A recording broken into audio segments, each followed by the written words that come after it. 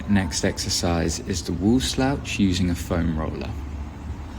So what we're learning here is how that posterior pelvic tilt applies to kind of real life situations. In this case, it's the flexing of the spine.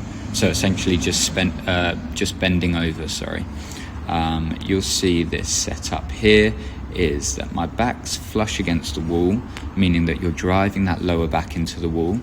Feet are slightly out, and you can have almost like a micro bend in the knees, okay? So we're not completely locking them out, but they're pretty much straight there.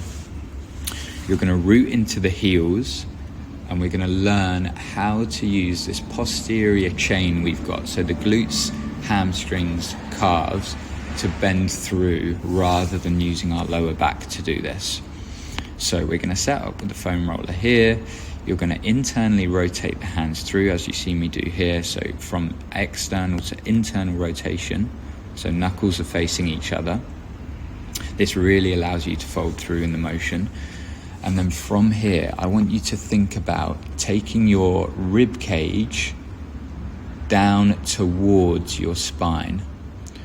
So this sounds a little bit weird, but we're thinking of that folding motion. What this means is we want the abs to disengage again, like on the posterior tuck on the Swiss ball. Abs are going to disengage, and we just want to tuck the tailbone down in that posterior pelvic tilt fashion and allow the rib cage to depress towards your spine. Okay, this is what an actual flexion action should look like in the spine. Not using the core to brace, which might be a little bit weird because you may do that already to protect the spine. We need to kind of get rid of that protective habit. We want the rib cage to depress down towards the spine, allowing the spine to flex, but with the muscles in the posterior chain doing the work. So the glutes, hamstrings, calves. So as you'll see here, I depress that rib cage down. I allow that foam roller to roll down my thighs, and I'm driving my lower back into the wall the whole time.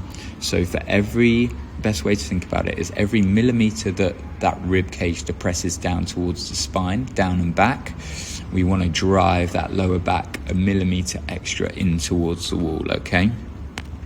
So we're coming through here, rolling the foam roller down, allowing your spine to flex, but keeping that posterior tuck, okay? So my tailbone is really being pulled down towards the back of my knees with my glutes.